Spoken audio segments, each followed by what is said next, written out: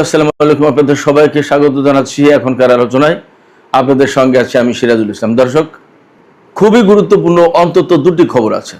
একটি খবর হচ্ছে, গতকাল সিরিয়ায় তুরস্কের অবস্থানে ইসরায়েল হামলা চালানোর পর তুরস্ক অনেকটা চুপ হয়ে গিয়েছিল বলে আমরা ভাবছিলাম, কিন্তু এখনকার খবর হচ্ছে তুরস্ক পরিকল্পনা করছে তারা S-400 ক্ষেপণাস্ত্র প্রতিরক্ষা ব্যবস্থা দিয়ে ইসরায়েলের যুদ্ধ বিমানে আঘাত করবে।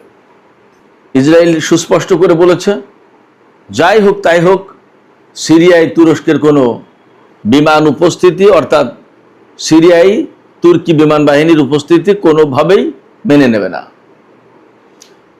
সিরিয়ায় তুর্কি বাহিনীর উপস্থিতি মেনে নেয়া না নেয়ার কে ইসরায়েল, সে প্রশ্ন কিন্তু থেকে যাচ্ছে।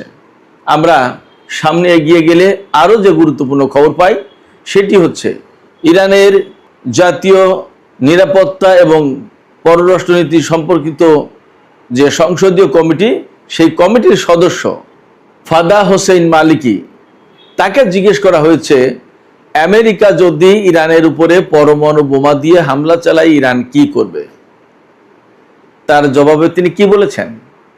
অত্যন্ত গুরুত্বপূর্ণ কথা তিনি বলেছেন, যেটা আমি অনেকটা গত পরশু দিনের ভিডিওতে বলেছিলাম। সুপ্রিয় দর্শক, এই দুটি বিষয়ের পাশাপাশি আরেকটি গুরুত্বপূর্ণ খবর আমি আপনাদেরকে জানাই। ইরান পরিকল্পনা করছে, আমেরিকা যদি এবার ইরানের উপর হামলা চালায় তাহলে ইরান এই যুদ্ধকে মিডল ইস্টের বাইরে, মধ্যপ্রাচ্যের বাইরে নিয়ে যাবে এবং সুনির্দিষ্ট দুটো দেশকে অন্তত টার্গেট করে রেখেছে। কারা সেই দুটো দেশ এবং মধ্যপ্রাচ্যের বাইরে আসলে ইরান এই যুদ্ধকে কোথায় নিয়ে যেতে চায় এবং কেন এই প্রশ্ন আসছে। একই সাথে আর একটা গুরুত্বপূর্ণ খবর আছে, ইসরায়েল কাতারকে তার স্বার্থের চরম বিরোধী একটি দেশ হিসেবে বিবেচনা করছে, যার কারণে কাতারকে এখন থেকে আর প্রতিরক্ষা সরঞ্জাম রপ্তানি করবে না, দেবে না। দর্শক, এতক্ষণ যে বিষয়গুলো আমি আপনাদের সামনে শিরোনাম আকারে তুলে ধরলাম, এই বিষয়গুলো নিয়ে এখন আমি বিস্তারিত আলোচনা করতে যাচ্ছি। আশা করছি আপনাদেরকে শেষ পর্যন্ত সঙ্গে পাবো। আর যদি ভিডিও ভালো লাগে তাহলে বরাবরের মতোই আমার আবেদন, লাইক কমেন্ট শেয়ার করবেন এবং চ্যানেলটি সাবস্ক্রাইব করে সাথেই থাকবেন। দর্শক, চলুন আমরা বিস্তারিত আলোচনা করি। প্রথম যে আলোচনাটি সেটি হচ্ছে, গতকাল সিরিয়ায় তুর্কি অবস্থানে ইসরায়েল বিমান হামলা চালিয়েছে। এক দফা নয়, দুই দফা নয়, 8 দফা, 8 বার হামলা চালিয়েছে। সিরিয়ার একটি নষ্ট হয়ে যাওয়া বিমান ঘাঁটি পুনর্নির্মাণ করছিল এবং ঘাঁটিটির সবচেয়ে গুরুত্ব এখানে, এই বিমান ঘাঁটিটি তুরস্কের সীমান্ত থেকে মাত্র 70 কিলোমিটার দূরে। অর্থাৎ গতকাল ইসরায়েল যেখানে হামলা চালিয়েছে বলা যায় যে একেবারে তুরস্কের সীমান্তবর্তী অঞ্চলে, আর একটু সামনে গেলেই তুরস্ক। তার মানে তুরস্কের একেবারে নাকের ডগায় ইসরায়েল বিমান হামলা চালিয়েছে। সবচেয়ে বড় কথা, যেখানে হামলা চালিয়েছে সেটা হচ্ছে তুরস্কের অবস্থান, বিকজ ওই বিমানবন্দর বা ওই বিমান ঘাঁটির সমস্ত নির্মাণ কাজ তুরস্ক করছিল। এখন গতকালের এই হামলার পর তুরস্ক একদম চুপ, ঝিম মেরেছে, বলা যায় কোনো কথা নেই। কোথাও কোথাও খবর বেরিয়েছে যে তুরস্ক অস্বীকার করছে যে না, ইসরায়েল এই হামলা চালায়নি। এখন খুঁজতে খুঁজতে খবর পেলাম, তুরস্ক এমন বিষয় বিবেচনা করছে যে ইসরায়েল আরেকবার হামলা চালালে তুরস্ক তার S-400 ক্ষেপণাস্ত্র প্রতিরক্ষা ব্যবস্থা করবে ইসরায়েলি বিমানের বিরুদ্ধে। S-400 কোথায় পেল তুরস্ক? আপনাদের নিশ্চয়ই মনে আছে, রাশিয়ার কাছ থেকে পেয়েছিল। আগের বার ডোনাল্ড ট্রাম্প যখন ক্ষমতায়, তখন তুরস্ক F-35 যুদ্ধ বিমানের জন্য আমেরিকার সাথে বহু দেন দরবার করেছে, তার ওই বিমান কেনার জন্য টাকাও দিয়ে আসছে প্রচুর পরিমাণে, কিন্তু আমেরিকা দেয়নি। তখন তুরস্ক অনেকটা রাগ করে বা আমেরিকাকে চাপে ফেলানোর জন্য রাশিয়ার কাছ থেকে S-400 কিনেছিল। রাশিয়ার কাছ থেকে S-400 ক্ষেপণাস্ত্র প্রতিরক্ষা ব্যবস্থা কেনার পর আমেরিকার সাথে তুরস্কের সম্পর্ক কিন্তু আরো খারাপ হয়েছিল। সময়ের পরিক্রমে সেটা আস্তে আস্তে আস্তে আস্তে কিছুটা ঠিক হয়েছে। সবচেয়ে বড় কথা, তুরস্ক তো নেটো জোটের একটা গুরুত্বপূর্ণ সদস্য। আমেরিকার পরেই নেটো জোটে তুরস্কের সবচেয়ে বেশি সেনা। এখন S-400 বিক্রি করে দিতে বলে আমেরিকা। মার্কিন প্রেসিডেন্ট ট্রাম্প বলেছেন তুরস্কের প্রেসিডেন্ট রজব তাইয়িপ এরদোগানকে যে আপনারা যদি F-35 যুদ্ধ বিমান নিতে চান তাহলে S-400 বিক্রি করে দিতে হবে অথবা রাশিয়াকে ফেরত দিতে হবে।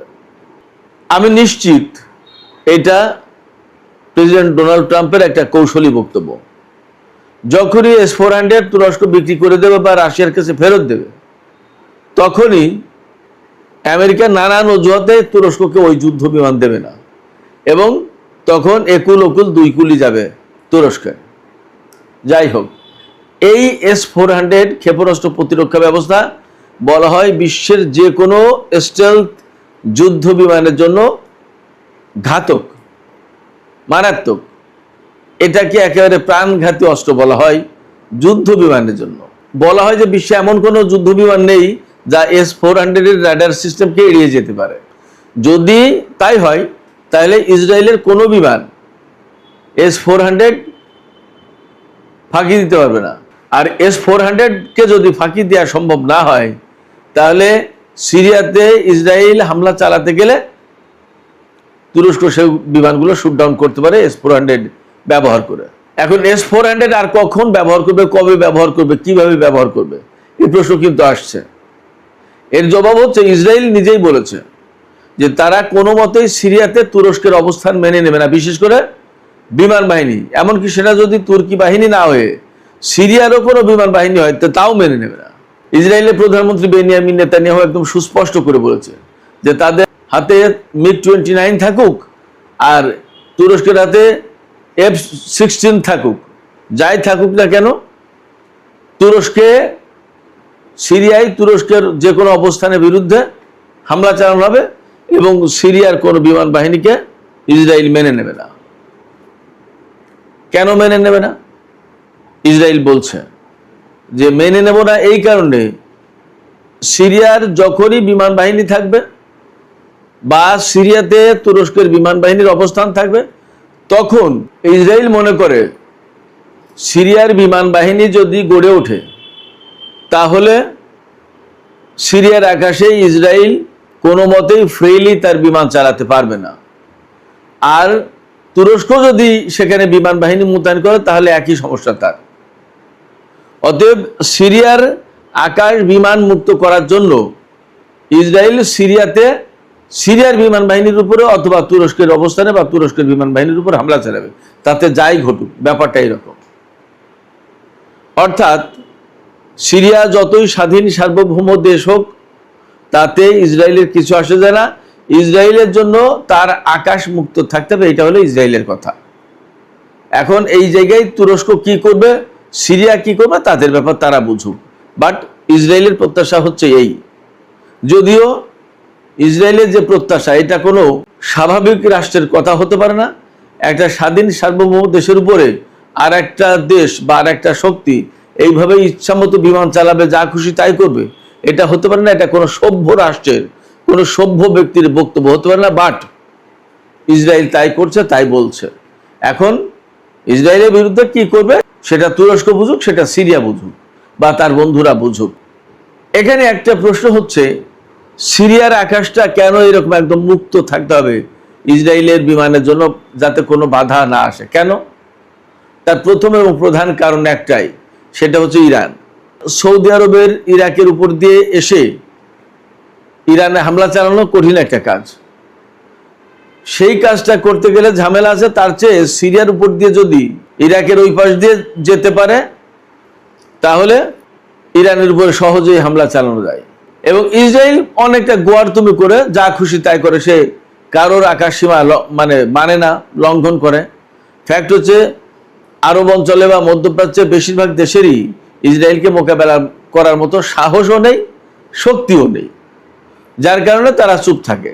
এবং সাহস করে ইরান দাঁড়িয়ে গেছে এবং এখন পরিস্থিতি যা হওয়ার তাই হচ্ছে, আমরা তো দেখতেই পাচ্ছি। সিরিয়ার গতকালের ঘটনা নিয়ে যা এখন পর্যন্ত হচ্ছে তাতে মোটামুটি বোঝা যাচ্ছে যে ইসরায়েল এবং তুরস্কের মধ্যে বেশ একটা জটিলতা তৈরি হয়েছে বা হচ্ছে, এবং এই নিয়ে সম্ভবত আরও কিছু হবে। দেখা যাক আসলে বাস্তবতা কোথায় যায়। এদিকে আমি আর একটা গুরুত্বপূর্ণ খবরের কথা বলেছিলাম আপনাদেরকে। ইরানের জাতীয় নিরাপত্তা এবং পররাষ্ট্রনীতি সম্পর্কিত সংসদীয় কমিটির একজন সদস্য ফাদা হোসেন মালেকি, তিনি খবর অনলাইন নামে একটা পত্রিকা, তাকে দেওয়া সাক্ষাৎকারে বেশ গুরুত্বপূর্ণ কিছু কথা বলেছেন। ওই অনলাইনের সাংবাদিক ফাদা হোসেনের কাছে জিজ্ঞেস করেছিলেন যে আমেরিকা যদি ইরানের বিরুদ্ধে পরমাণু অস্ত্র ব্যবহার করে তাহলে ইরান কি করবে।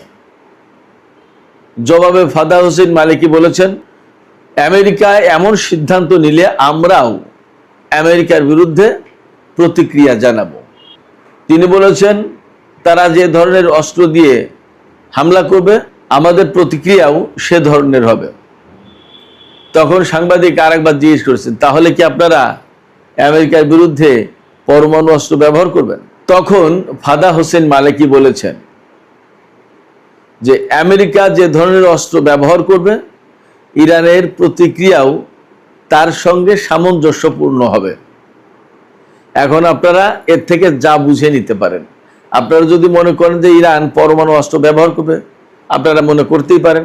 আপনারা যদি মনে করেন যে না, পরমাণু অস্ত্র ব্যবহার করবে না, হয়তো এমন অস্ত্র ব্যবহার করবে যেটা পরমাণু সমান, হাইড্রোজেন বোমা, তাহলে তা ভাবতে পারেন। বা আমি যে প্রায় মাঝে মাঝে বলি যে ইরানের কাছে এমন ক্ষেপণাস্ত্র ব্যবস্থা আছে যে ক্ষেপণাস্ত্র মারলে একটা শহরের সমস্ত ইলেকট্রনিক ডিভাইস 1 থেকে 1.5-2 মিনিটের ভেতরে নষ্ট হয়ে যাবে। তো একটা শহরের ইলেকট্রনিক ডিভাইস যদি নষ্ট হয়ে যায় তাহলে তো সেই শহরে একদম মুহূর্তের ভিতরে পঙ্গু হয়ে যাবে। তাহলে তো তার আর কিছু করার থাকে না, তার বিরুদ্ধে আর যুদ্ধের প্রয়োজন আছে। এরকম নানা রকম জল্পনা আছে। তবে ফাদা হোসেন মালিকির যে বক্তব্য তাতে বোঝা যাচ্ছে, তিনি যে ইঙ্গিত দিয়েছেন তাতে ইরানের জবাব সমপর্যায়ের জবাব হবে, অর্থাৎ পরমাণু অস্ত্র ব্যবহার হতে পারে। ইরান এই ব্যাপারে যথেষ্ট সতর্ক সচেতন আছে, এবং পরমাণু অস্ত্র ব্যবহার হলে ইরান তার জবাবে কি করবে সেই বিষয়টাও তাদের একদম পরিষ্কার সিদ্ধান্ত আছে। এদিকে আমেরিকার বিরুদ্ধে ইরান দীর্ঘমেয়াদী যুদ্ধের প্রস্তুতি নিচ্ছে। ইরান মনে করছে ডোনাল্ড ট্রাম্পের মেয়াদ অন্তত আরও 2.5 বছর আছে। এই 2.5 বছরের ভেতরে ডোনাল্ড ট্রাম্প ক্ষমতা থেকে যাচ্ছে না, আর সে হয়তো যুদ্ধও শেষ করবে না। এই যুদ্ধ যদি শেষ না করে তাহলে পরবর্তী প্রেসিডেন্টের উপরে এই যুদ্ধ শেষ করার দায় দায়িত্ব গিয়ে পড়বে। তার মানে ডোনাল্ড ট্রাম্প এই যুদ্ধকে একটা দীর্ঘমেয়াদী যুদ্ধে রূপান্তরিত যদি করে বা করতে পারে তাহলে ইরান কি করবে। ইরান সেই জায়গায় বলছে যে তারাও এই দীর্ঘমেয়াদী যুদ্ধের একটা প্রস্তুতি নিচ্ছে। অবশ্যই ইরানের কৌশল এখানে ভিন্ন। ইরান আরও কয়েকদিন আগে থেকেই বলছে যে আমরা আগে ডিফেন্সিভ ছিলাম, এখন আমরা অফেন্সিভ হব। অর্থাৎ আগে আমরা নিজেদেরকে রক্ষার চেষ্টা করেছি, এখন আমরা আক্রমণ করব শত্রুপক্ষকে। সেক্ষেত্রে আমেরিকা যুদ্ধ যতই দীর্ঘমেয়াদী করে টেনে নিয়ে যাওয়ার চেষ্টা করুক, ইরান কিন্তু এখন আক্রমণের মাত্রা বাড়াবে আমেরিকার উপরে। এবং আমেরিকার উপরে যখনই আক্রমণের মাত্রা বেড়ে যাচ্ছে তখন আমেরিকা এই অঞ্চলে থাকবে কি থাকবে না, যুদ্ধ চালাবে কি চালাবে না, তাদের ক্ষয়ক্ষতির মাত্রা কি পর্যায়ে থাকবে, এই সমস্ত অনেক কিছু ভাবতে বাধ্য হবে। হয়তো তখন আমেরিকা এই অঞ্চল ছেড়ে চলেও যেতে পারে। ইরানের টার্গেট এইটা। সেই জন্য ইরান বলছে যে আমরা দীর্ঘমেয়াদী যুদ্ধের প্রস্তুতি নিচ্ছি।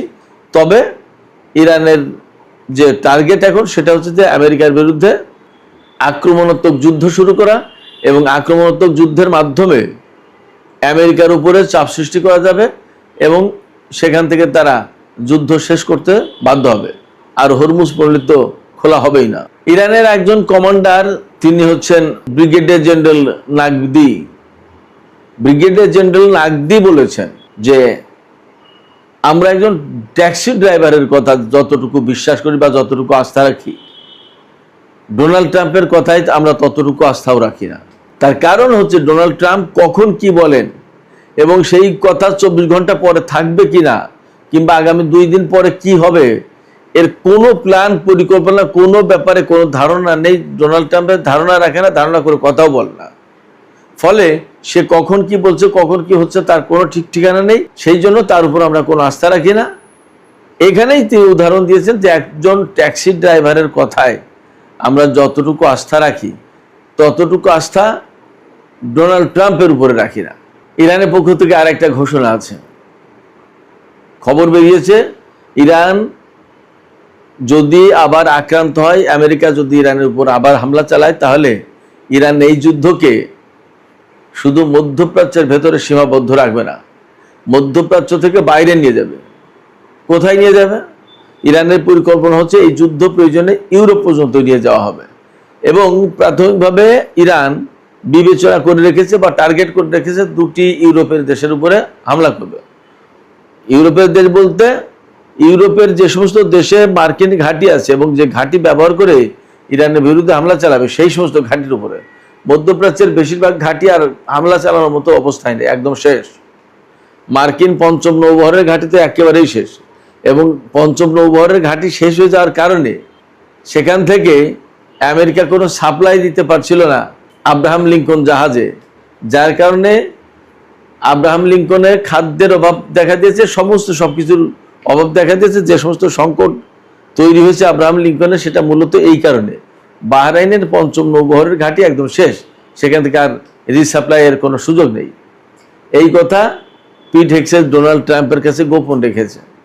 এখন যখন আব্রাহাম লিঙ্কনের অবস্থা খুব খারাপ, যখন খবর ছড়িয়ে পড়েছে, তখন আর গোপন রাখতে পারছে না। এখন এই বিমানবাহী রণতরীকে সরিয়ে নিয়ে যাওয়ার চেষ্টা করছে। একইভাবে মধ্যপ্রাচ্যের বেশিরভাগ ঘাঁটি ধ্বংস হয়ে গেছে। সে কারণে আমেরিকাকে এখন ইরানের বিরুদ্ধে হামলা চালাতে হলে আশপাশের নিকটবর্তী যে সমস্ত ইউরোপীয় দেশ আছে, যাদের ঘাঁটিতে বিমান বা ক্ষেপণাস্ত্র রেখে সেখান থেকে ইরানের উপর হামলা চালাবে। তো ইরান সেই সমস্ত জায়গায় পাল্টা হামলা চালাবে, টার্গেটটা এই করেছে, পরিকল্পনা এরকম। এই ক্ষেত্রে কোন দুটো দেশের কথা ভাবা হচ্ছে? ইরান বিবেচনা করছে প্রথমত বুলগেরিয়াকে, পূর্ব ইউরোপের দেশ বুলগেরিয়া, হাঙ্গেরি বুলগেরিয়া পাশাপাশি দেশ। এই বুলগেরিয়া থেকে তাদের ঘাঁটি ব্যবহার করে ইরানের উপর হামলা চালানো হতে পারে। ইরানও প্ল্যান করছে যে তারা এই সমস্ত দেশে মার্কিন অবস্থানে হামলা চালাবে। আর একটা হচ্ছে সাইপ্রাস। সাইপ্রাস হচ্ছে ভূমধ্য সাগরের ভেতরে একটা দ্বীপ দেশ, ইসরায়েল, সিরিয়া, তুরস্ক থেকে বেশ কাছে। এই সাইপ্রাস বেসিক্যালি ইউরোপের ভেতরে পড়েছে এখন দেশ হিসেবে। এই সাইপ্রাস থেকেও সেখানে সাইপ্রাসের ঘাঁটি ব্যবহার করে আমেরিকা ইরানের উপর হামলা চালাতে পারে। যদি হামলা চালায় তাহলে ইরান সাইপ্রাসের উপরেও হামলা চালাতে পারে। এদিকে ইসরায়েল ঘোষণা করেছে তারা আগে কাতারকে যেভাবে বন্ধু দেশ মনে করতো, এখন আর সেভাবে মনে করছে না, বরং তারা মনে করছে যে কাতার ইসরায়েলি স্বার্থের বিরুদ্ধে কাজ করছে এবং এই কারণে ইসরায়েল কাতারের কাছে আর প্রতিরক্ষা সরঞ্জাম বিক্রি করবে না। এটা একটা নতুন ডেভেলপমেন্ট। তার মানে আমি ব্যক্তিগতভাবে এতদিন কাতারকে মনে করতাম যে সেই ইরানের খুব ঘনিষ্ঠ এবং ফিলিস্তিনিদের পক্ষের লোক, অতএব ইসরায়েলের সাথে বুঝি তার এই ধরনের সম্পর্ক নেই। এখন দেখি যে সেই ইসরায়েলের কাছ থেকে নিজেই প্রতিরক্ষা সরঞ্জাম কিনতো। তো তাহলে কাকে বিশ্বাস করবেন আপনি? সুপ্রিয় দর্শক, আজকের আলোচনা এখানে শেষ করতে চাই। আলোচনা শেষের আগে আপনাদের কাছে আপনাদের মতামত জানতে চাই, আপনারা কি মনে করছেন? আমরা দুপুরের ভিডিওতে বলেছিলাম যে তুরস্ক একদম চুপ হয়ে গেছে, বাট এখনকার ভিডিওতে কথা বলতে হচ্ছে যে তুরস্ক নাকি ইসরায়েলের বিমান বাহিনীর বিরুদ্ধে S-400 ক্ষেপণাস্ত্র প্রতিরক্ষা ব্যবস্থা ব্যবহার করবে। যদি তাই হয় তাহলে ইসরায়েল এবং তুরস্কের ভেতরে কি বড় ধরনের সংঘাতের দিকে যাচ্ছে পরিস্থিতি? আপনাদের কি মনে হয়? আপনাদের মতামত জানিয়ে কমেন্টে লিখতে পারেন। আর ভিডিও ভালো লাগলে লাইক, কমেন্ট, শেয়ার করবেন এবং চ্যানেলটি সাবস্ক্রাইব করে সাথেই থাকবেন। দর্শক, এখনকার আলোচনা এখানে শেষ করছি। আপনারা সবাই অনেক অনেক ভালো থাকুন।